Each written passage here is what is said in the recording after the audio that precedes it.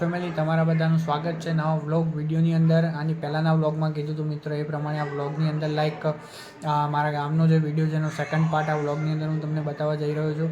બધાને સૌથી પહેલાં મારા જય શ્રી રામ, હર હર મહાદેવ, જય પરશુરામ, જય ભવાની માતા. તો મિત્રો વ્લોગની અંદર કન્ટિન્યુ બન્યા રહેજો, ખૂબ જ મજા આવશે, તમને ખૂબ જ સારું એવું જાણવા મળશે. તો મને થોડા ટાઈમ પછી A few moments later. આજે આવી ગયા છે એક જગ્યાએ મેં તમને હમણાં જે બતાવ્યું હતું એક શ્રીનગર ગામ હતું જે એની પહેલાંનો મિત્રો અહીંનો ઇતિહાસ શું હતો એ તમને બતાવી દઉં. મિત્રો આ તમે જગ્યા જે જોઈ શકો છો આખી જગ્યા કે જ્યારે એ જે શ્રીનગર ગામનું હું તમને કહું આ જગ્યા તમે ગુંજનભાઈ જરા એક્સપ્લોર કરીને બતાવી દો આપણા મિત્રોને કે આ જગ્યા કેવડી મોટી છે અને કઈ રીતનું છે. પહેલાં તો મિત્રો આ જગ્યા તમે જે જોઈ એ જગ્યા એકચ્યુઅલીમાં એવું છે કે જ્યારે બહુ ટાઈમ પહેલાં જે મીન્સ શું કહેવાય અહીંયા ભૂકંપ આવ્યો હતો, જે બધાને ખબર જ છે. એ ભૂકંપની અંદર આખું જે ગામ છે, ગામ આખું જમીનની અંદર દટાઈ ગયું હતું. તો એ ગામનું પહેલાં નામ હતું શ્રીકટ ને એના પછી મિત્રો મેં તમને વિડીયોની અંદર બતાવ્યું એક આખું જે શ્રીનગર ગામ છે. તો આ ગામ જે દટાઈ ગયું એના પછી જે ગામ આખું મીન્સ રીડેવલપ કરવામાં આવ્યું હતું ગામ આખું, અને એનું નામ રાખ્યું છે શ્રીનગર, જે મેં તમને વિડીયોની અંદર બતાવ્યું.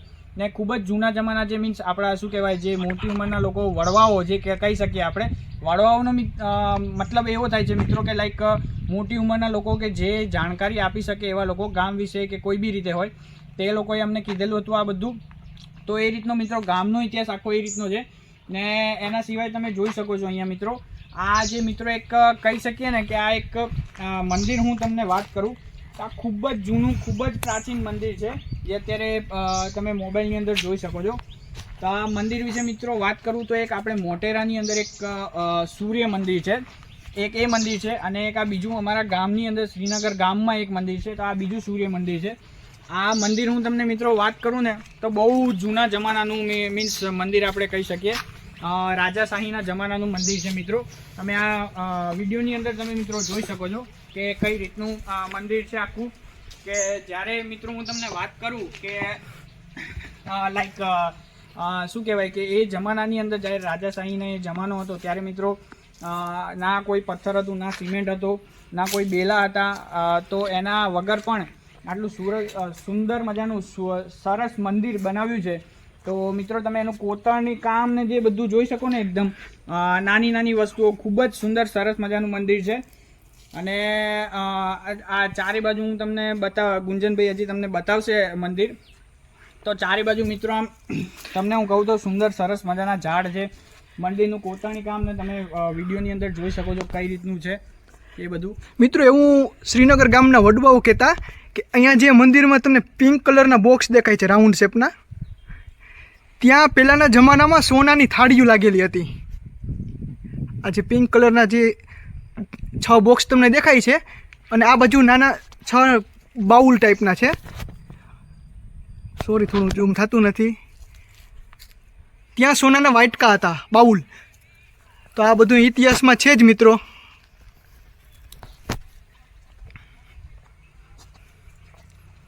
મિત્રો એના સિવાય બી તમે જોઈ શકો છો બીજા ખૂબ જ પ્રાચીન મંદિર છે. એના બી જે કોતરણી કામ મિત્રો જે અહીંયા જે કરેલા છે ને જૂના જમાનાથી, એ તમે જુઓ તો ખૂબ જ સુંદર સરસ મજાનું કે જે ટાઈમે હું તમને પહેલાં વાત કરી એ રીતે કે ભાઈ પથ્થર કે એવું કંઈ વસ્તુ, સિમેન્ટ કે એવી વસ્તુ કોઈ અવેલેબલ નથી, છતાં પણ મિત્રો આ રીતનું સુંદર મજાનું જે કોતરણી કામ કરેલું છે આ ગામની અંદર જે સ્પેશિયલ મંદિરો માટે, જે ગુંજનભાઈ તમને વિડીયોની અંદર બતાવશે અને ચાલુ જ છે. તમે જોઈ શકો છો આ ગામ કેટલું સુંદર સરસ મજાનું છે. અને અહીંયા આ જે જગ્યાઓ છે તમે ઝાડ જોઈ શકો છો મિત્રો. અહીંયા ઝાડ ખૂબ જ સરસ છે, એકદમ લીલાછમ. આ મિત્રો ભોલેનાથનું મંદિર, મહાદેવનું મંદિર છે. આનું બી તમે કોતરણી કામ બધું જોઈ શકો છો કઈ રીતનું આખું બધું જૂના જમાનાનું જે છે મંદિર. અંદરથી બી ગુંજનભાઈ તમને બતાવશે થોડુંક.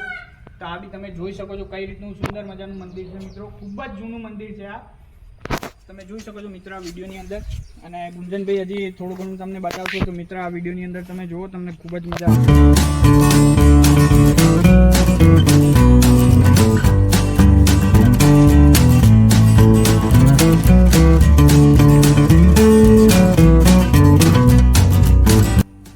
તો મિત્રો હવે આ જે મંદિર છે તમે જોઈ શકો છો કે આ ઉપર નાના નાના જે ગોળ રાઉન્ડ શેપ કરેલા છે.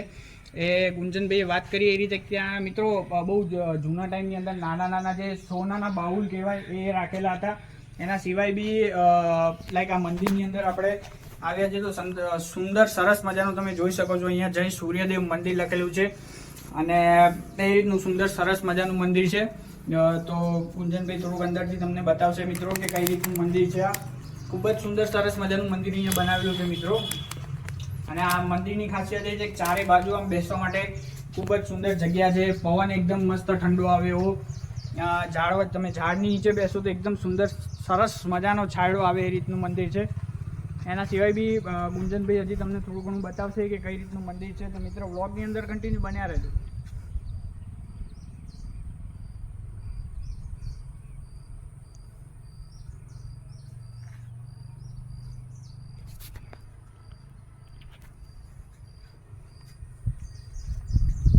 તો મિત્રો હવે આ વ્લોગમાં તમે કન્ટિન્યુ બન્યા રહેજો. આપણે હવે કોઈક બીજી જગ્યાએ જઈએ એક્સપ્લોર કરવા માટે, ખૂબ જ મજા આવશે.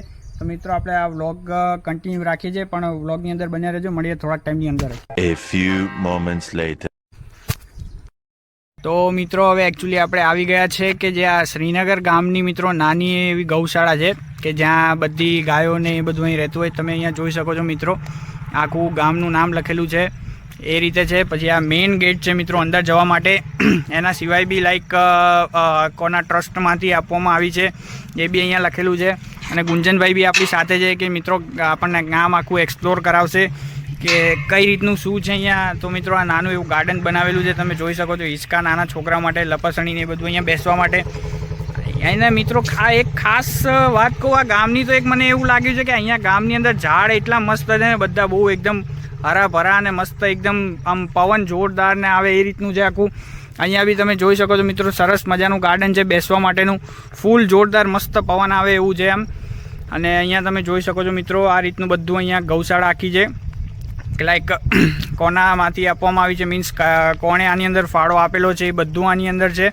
એના સિવાય બી મિત્રો અહીંયા જોઈ શકો છો, અહીંયા ઓફિસ ને એ બધું છે ગૌશાળા માટે. ને અહીંયા આ ગૌશાળા છે એકચ્યુઅલી કે જ્યાં ગાયોને બધું રાખવામાં આવે. ને અહીંયા સુંદર સરસ મજાનું જે ગાયનું સુંદર મજાનું જે આપણે કહી શકીએ જે શું કહેવાય કે એ રીતનું અહીંયા રાખવામાં આવ્યું છે. હું તમને બીજી બાજુથી પણ બતાવું તો તમને સુંદર સરસ મજાનું દેખાશે. આમ જોઈ શકો છો તમે મિત્રો અહીંયા. તમે જોઈ શકો છો અહીંયા આ આખું આ રીતનું સુંદર સરસ મજાનું પૂતળું રાખવામાં આવ્યું છે આ રીતે ગાયનું. ને એના સિવાય બી મિત્રો આગળ હું તમને બતાવું તો અહીંયા ગાયોને બધું મીન્સ ચારતીને જે હોય છે આપણે આપણા લાઈક સિટીની ભાષામાં તો અલગ કહેવાય છે, પણ અહીંયા આ લોકો પ્રોપર દેશી રીતે એને રહેતા હોય. તમે જોઈ શકો છો મિત્રો અહીંયા ગાયો સુંદર સરસ મજાની છે, ખાસ એવી ગાયો છે તે તમે જોઈ શકો છો મિત્રો. અહીંયા તમને દેખાતું હોય તો થોડુંક દૂર છે. તો આ બધું જ અહીંયા ગાયો સુંદર સરસ મજાની ચણે છે. ને મિત્રો અહીંયા ખાસ કરીને હું કહું ને તો અહીંયા પ્રાણીઓનું ધ્યાન આ લોકો બહુ ખૂબ જ સુંદર સરસ રીતે રાખે છે. ગાય હોય કે ભેંસ હોય કે કોઈ બી XYZ પ્રાણી હોય, તે ખૂબ આ લોકોની એક દિલગીરી છે. શ્રીનગર જે ગામના લોકો છે બધા. તો મિત્રો આ વ્લોગની અંદર કન્ટિન્યુ બન્યા રહેજો. હજી બીજું આગળ હું તમને બતાવીશ. મળીએ થોડાક ટાઈમની અંદર જ. 1 hour. મિત્રો આપણી સાથે છે લાઈક આ જે ગૌશાળા છે એમના કરતા હરતા મેં તમને મિત્રો બતાવી. આખી ગૌશાળા તમે જુઓ છેક ત્યાં સુધી મેં તમને બતાવી કે ગાયો ચરાય નહીં તે આ કેટલી મોટી ગૌશાળા છે. તો આ કાકા આપણી જોડે છે. તો કાકા હું તમારે સૌથી પહેલાં તમારું શુભ નામ જણાવશો. તમારું નામ શું છે? મારું નામ છે મનસુખભાઈ ભાણજીભાઈ પાઠક, શ્રીનગર. કાકા આ જે ગૌશાળા છે એનું હેન્ડલિંગ તમે એકલા જ કરો છો? અત્યારે કામ ધંધો બધું મારી જાતને નથી, હું કરું બધું. પણ મોટા કાર્યકર તો હવેલીના છે વેલજીભાઈ, શ્રીનગરના શ્રી સરપંચ શ્રી. બરાબર છે.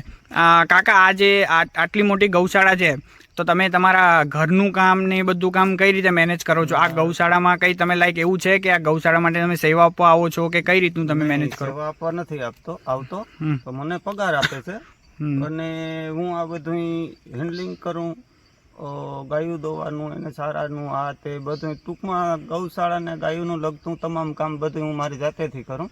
અને કાકા તમે લાઈક તમારા ઘરનું કામ ને મીન્સ આ જે ગૌશાળાનું ને બધું કામ છે મેનેજ તમે કઈ રીતે કરો છો, કે કઈ રીતે કરો કે ભાઈ, કેમ કે દિવસ આખો હોય એ 24 કલાકનો હોય, એમાં માણસ એપ્રોક્સ કંઈક 8 કે 10 કલાકની ઊંઘ જોઈતી હોય, એના સિવાય બી ગામની અંદર વધારે પડતા લોકો ખેડૂત જ હોય છે, તો એમને લાઈક માંડવી ઉપાડવી હોય, માંડવી એટલે મિત્રો મગફળી ને એ બધું ઉપાડવાનું હોય, ખેતી કવાડી ને આ બધું હોય, તો તમે એ કામ કઈ રીતે મેનેજ કરો છો?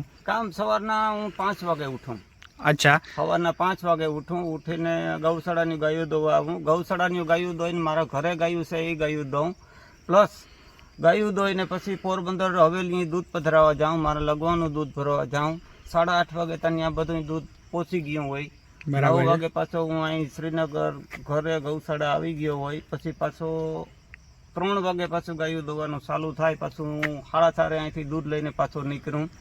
4:30 દૂધ લઈને નીકળું એટલે 6 વાગે તો પાછો દૂધ દઈને પાછો અહીંયા પહોંચી ગયો હોય. એટલે ટૂંકમાં આરામ કરવાનો કે એવો કંઈ ટાઈમ જ ન હોય મારી પાસે. બરાબર છે. અને મિત્રો અહીંયા તમે જોઈ શકો છો, અહીંયા સાફ સફાઈ બી એકદમ મસ્ત ખૂબ સરસ રીતે રાખવામાં આવે છે. તો કાકા લાઈક આ જે ગૌશાળાની અંદર લાઈક એવું હોય છે કે અહીંયા આજુબાજુ દેખાય છે કે હાઈવે છે અને પછી લાઈક બાવળ ને એવું બધું છે, તો શું છે, અને જગ્યા બી ખુલ્લી છે, તો અહીંયા કચરો ખૂબ થતો હશે, તો તમે એને લાઈક સાફ સફાઈ કરવાનું ને એ બધું કઈ રીતે તમે એનું કઈ રીતે કામકાજ કરો છો? અંદર તો કંઈ એવું બધું હું બહુ થવા જ ન દઉં ને થઈ જાય એવું હોય તો જેસીબી કે મશીન મગાવીને સફાઈ કરાવી નાખી. અચ્છા. તો મિત્રો આ જે ગૌશાળા તમે જોઈ શકો છો, લાઈક જે આ કાકા હતા એમની સાથે બી અમે ખાસ એવી વાત કરી. જે કાકા મિત્રો આખો દિવસ આપણે કહેવાય કે ટાઈમ મેનેજમેન્ટ શું છે, તો મિત્રો અહીંયા જે ગામડાની અંદર રહેતા લોકો છે એ લોકો 24 કલાકની અંદર કેટલું ઊંઘવું, કેટલું ટાઈમ મેનેજમેન્ટ રાખવું, એ બધું મિત્રો આની અંદર એ લોકો એ રીતનું સુંદર સરસ મજાનું કરે છે. ને આ કાકા પાસેથી મિત્રો મેં માહિતી લીધી એ એટલા માટે જ કે લાઈક ગૌશાળા અહીંયા ગામની અંદર કઈ રીતે ચાલે છે, કઈ રીતે મીન્સ એની ફરજ છે, આ તે એ બધું મેં આની અંદર બતાવ્યું છે. તો મિત્રો હવે આપણે મળીએ થોડાક ટાઈમની અંદર જ. હવે અમે બીજી જગ્યાએ જઈએ ને ત્યાં હું તમને બતાવીશ. તો મિત્રો વ્લોગની અંદર કન્ટિન્યુ બન્યા રહેજો. A few moments later. મિત્રો આપણે શ્રીનગરના ખૂબ જ પ્રસિદ્ધ મંદિર, એક ખૂબ જ જૂના અને પ્રસિદ્ધ અને પ્રખ્યાત મંદિરે આવી ગયા છે. વછરાજ જે ભગવાનનું મંદિર છે, વાછડા દાદાનું. મિત્રો પીપળાની બધા ઝાડ છે અહીંયા, સુંદર સરસ મજાના, જગ્યા બહુ સારી છે અહીંયા મિત્રો. તમે જોઈ શકો છો લાઈક આ મંદિર છે, ચારે બાજુ ખેતર કે મીન્સ ઝાડ ને એની વચ્ચેથી જ આખું ઘેરાયેલું છે. તો તમને મિત્રો અહીંયા સુંદર સરસ મજાની મજા આવે છે. ને અહીંયા મિત્રો તમે ચાલવા માટે રસ્તો બસ્તો ને ખૂબ જ સરસ છે, તમે બધું જોઈ શકો છો મિત્રો.